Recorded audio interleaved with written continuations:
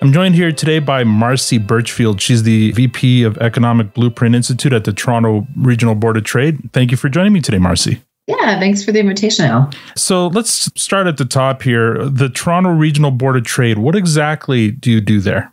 Sure. So the Toronto Region Board of Trade is one of the biggest business associations in North America with over 11,500 members. And we really advocate on behalf of business in the city of Toronto and the larger Toronto region. And so my role there is, as you say, I head up this Economic Blueprint Institute, and it is, we call ourselves EBI, and we're a strategic initiative at the board that really works to enhance regional collaboration and competitiveness of the region writ large, by leveraging the power of data and really that integrated economic planning. Mm-hmm. So we really sort of advocate on behalf of businesses for better government solutions, better government spending and infrastructure, and better government policies to support business growth. Very good.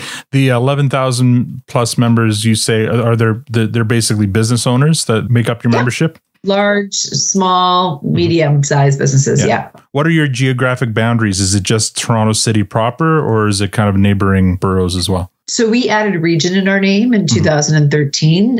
So while we are located in the city of Toronto, our reach, our advocacy policy reach really stretches across what we call the innovation corridor. And that's the geography that extends from the Waterloo region through to Guelph and contains Hamilton and the Greater Toronto area as well. Okay, so it's a pretty far reach.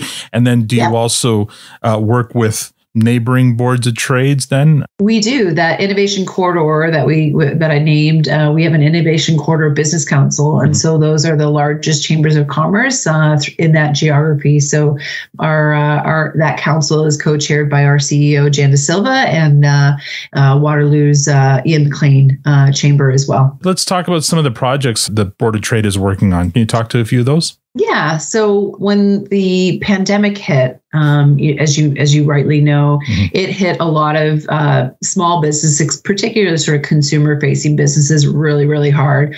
More so than, say, financial services or professional services, where a lot of those office workers just quickly pivot to work from home. So right when the pandemic hit, as the largest board of trade in Canada, we really put together a campaign that really looked at, okay, we're going to come out of this pandemic at some point, and we need a plan for reopening and recovery. And so that's one of the first things that we really started working on is how do we build a better region, a stronger region on the other side of COVID. So that's one of the plans that my team delivered last fall was this thing called the Shaping Our Future, and that was really about how do we create a better region, a more equitable economy, one that that delivers on housing for all workforces, and one that makes sure that we have the right infrastructure like broadband and such to really create the conditions for business growth. And in that plan, that Shaping Our Future plan, we introduced this thing called the Business District Framework. And what it does is it maps out where 75% of the jobs are in our region. So areas that have sort of specific functions in our region, like downtown Toronto, that really holds the majority of much of the office and financial and professional services in our region. It also has major, universities and colleges and the hospital district. Compare that to, what we call the goods district, which is like, and if you think about the Toronto Pearson Airport area and all those big logistics centers, all those warehouses, that's very distinct and very different from downtown Toronto. Right. And our hypothesis was that the impact of COVID was felt differently in businesses in those different business districts. So that's really kind of where our work with Moneris started. Was we had a hypothesis that we think that COVID and the pandemic impacted businesses differently. We think that businesses are differentiated by these 5 types of districts, and we needed some data to really look to really probe at that hypothesis. I was looking at that map, and so I see, it makes sense. The regional center, the services and mixed use district, and the goods and production. But so would the knowledge creation district, is that what you're talking about, where the universities are? And yeah, okay. Universities or teaching hospitals, They're also in that area. And what about the Greenfield Enterprise District? What would that be? So those areas are, so when a business wants to locate in a brand new area that hasn't been built up, that's what all those areas are kind of the periphery areas of the suburbs that really a business can locate within. Are there still businesses impacted by the pandemic that remain unopened today? I mean, the lockdown's been lifted, right? And I know things are coming back to normal slowly, but are there still businesses that haven't been able to reopen? Absolutely. Whether they haven't been able to reopen to 100% capacity that they were pre-pandemic, or they haven't really been able to open because they don't have enough customers, essentially, to make it an affordable proposition to actually open on a regular basis. I think that we certainly do have businesses in the region that are like that. And if you look in particular, it's in certain area of downtown Toronto where, there's an area called the Financial District, and that's like a very small area, where the TD Financial Center is, the First Canadian Place where Toronto Region Board of Trade is located.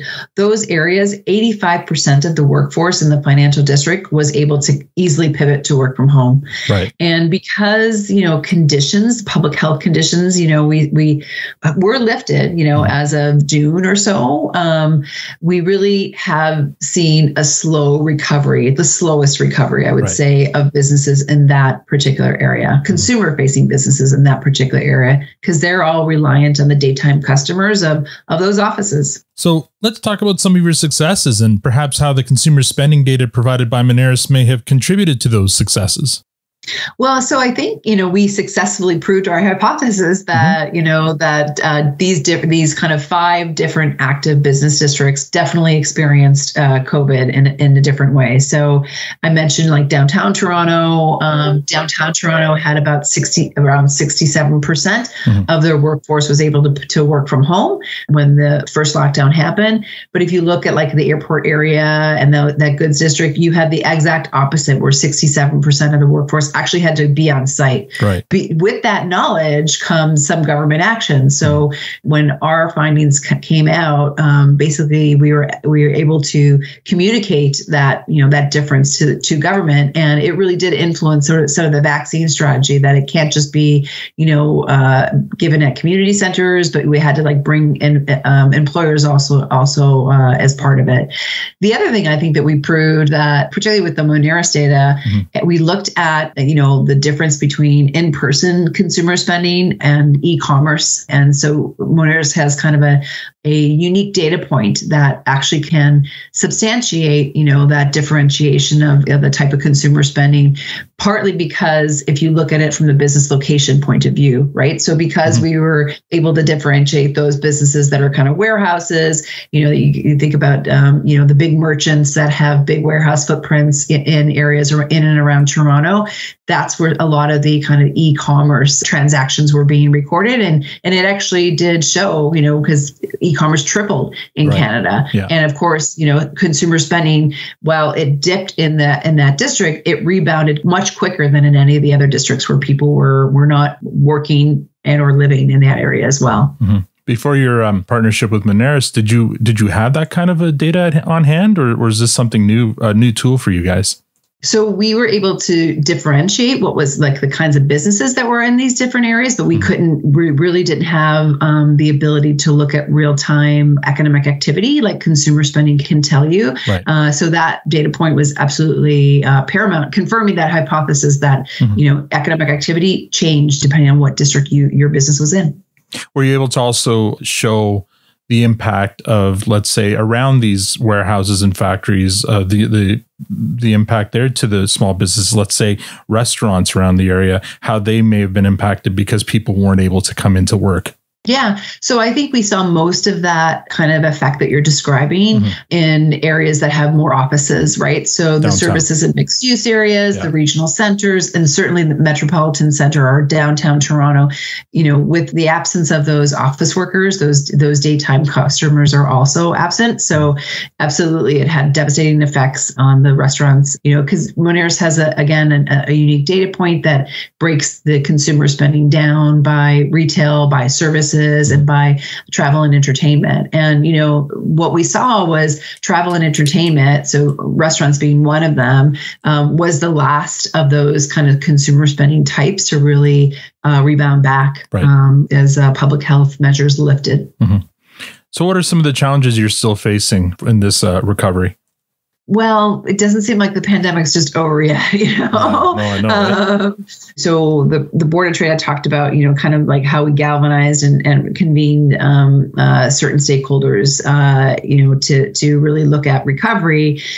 It's also about convening people to get a plan in place for reopening as well. And so we, along with Moneris and some other partners, activated what we call the We're Ready Toronto campaign. So part of that campaign was really about making workers feel safe to come back downtown in particular, knowing that the TTC is doing what it can to keep it safe. The GO Train's the same thing, that they're doing all they can to keep commuters feeling safe to go onto those modes of transit, but also that, the employers are putting in place mitigation strategies to actually keep workers safe as well. And so part of that campaign, we developed these toolkits for businesses to help them strategize around, safety measures to put in place to welcome workers and customers back. Mm-hmm. And then the other piece that we're doing is working with campaign partners to, again, signal that it's time to go back to downtown and, running all sorts of campaigns from,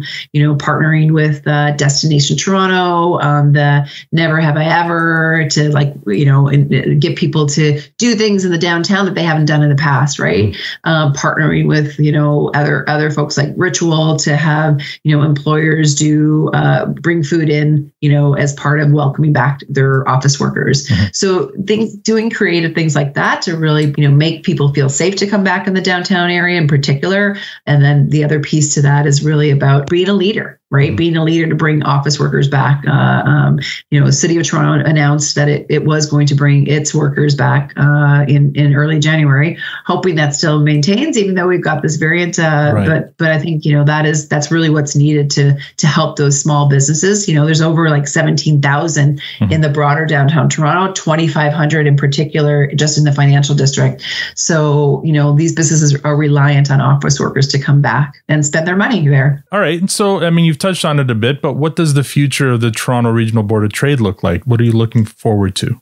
What we're looking forward to is we really feel like we had a lot of success in bringing a lot of different business types, different, government stakeholders together for that reopening plan for We're Ready Toronto. Mm-hmm. And so we're going to do something similar, actually, in the area around the Toronto Pearson Airport. It is the second largest concentration of jobs in all of Canada. Oh. And so, but pre-pandemic, anyone who drove through there knew that it was a major congestion point for the region as well. Yeah. And, it's because our roads are competing with cars and trucks, essentially, for the same space. And, we haven't really built the transit in that area to really allow for workers in that area to have a choice to take transit. And so what we're going to be doing is, kind of doing an all-org initiative and many partner initiative to kind of do a deep dive into that area to see, what are the major pain points in that area for businesses and what are the solutions that we can work on together and that we can advocate together for government as well. As I mentioned, that Shaping Our Future report, we put together a baseline of information about the region as a whole to be able to differentiate those different kind of business districts. And that's all from like sort of standardized data sources like Statistics Canada. And there's a Transportation Tomorrow survey that we also use for that report as well. But what we don't have access to in a timely kind of way is that timely kind of granular data that Moneris and others can offer. And so I think it's around these creative partnerships that we've been building with Moneris that I see it's the future, essentially. Mm-hmm. We need better, more granular data to really make better decisions, and to advocate for government to make better decisions and better choices. So I think that's the one thing that's the kind of the lesson learned here is, we at the Economic Blueprint Institute acted a little bit like a data lab, I would say, mm-hmm. to experiment on the use of some of these data sets for, research hypothesis. And I hope to be able to do that, to continue that.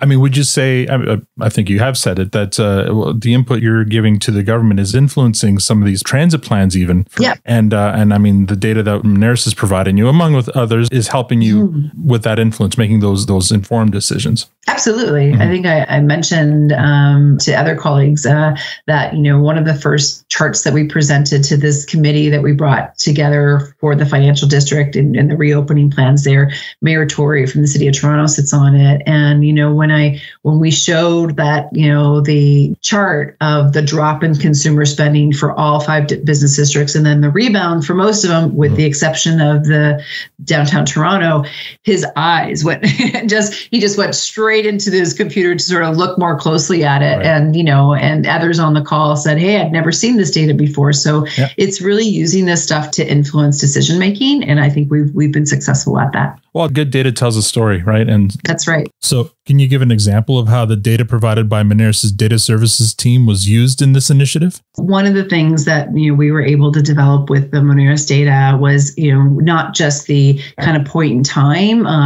for our business district reports that really allowed to the understanding of the economic impact of COVID on these different districts, but what we're continuing to work through is what's the recovery for each one of these districts looks like. And so part of that gauging of recovery, we developed this economic recovery tracker that we're able to look at what is the rebound of jobs, what is the rebound of different job sectors, what is the rebound of employment and unemployment, and then of course what is the rebound of consumer spending, as we were able to in particular look at juxtaposing foot traffic and the corresponding spending that happens when more foot traffic is gathered in these districts, what happens in terms of the spending. So that's a piece that we continue to partner in telling the story to media about the recovery of each one of these business districts and the region as a whole. And maybe let's touch quickly on tourism just to finish this off. And I mean, not just recreational, but I mean, even business. Toronto is a destination for a lot of conferences and business travel since COVID hit. Obviously that took a big hit. But do you see all the measures that we're taking, with the vax passports and all that stuff, that maybe this might give Toronto an edge to get back to that, and maybe over even some destinations that might be in the US, let's say, where vaccination adherence isn't exactly where it could be? I don't think people really quite understood the impact of tourism, like as you say, both leisure and business tourism prior to the pandemic. We had over 28 million visitors in the city alone, which was equivalent to sort of $8 billion of GDP. Like it is a huge impact in our region. And, we had conferences like Collision, North America's largest tech conference, come to our city. And so this has direct impact in terms of spending and spending in businesses. And that's the piece that is going to be the last piece for recovery. And I think, partly what we're seeing is, we're able to use a data set that allows us to differentiate workers from visitors. And most of those visitors are sort of local visitors, but what we need is actually information on where the visitors are coming from. So Moneris actually does provide some really great tools to be able to differentiate visitors that are domestic visitors from visitors that are from other countries. And those visitors are the ones that spend most when they're actually here. Right. So that piece of the recovery plan, certainly we have vaccine passports, but it's getting business back to business, getting people back to businesses in the downtown that you're going to want to have, visitors are going to want to come here, right? So right now with a 67%, foot traffic and, compared to 2019, that takes a toll on the businesses. You and I spoke about some of those businesses still aren't open. So we need those businesses to be open if we're going to want to fully recover on our tourism side of things. Okay. Thank you so much for your time today, Marcy. Yeah, thank you.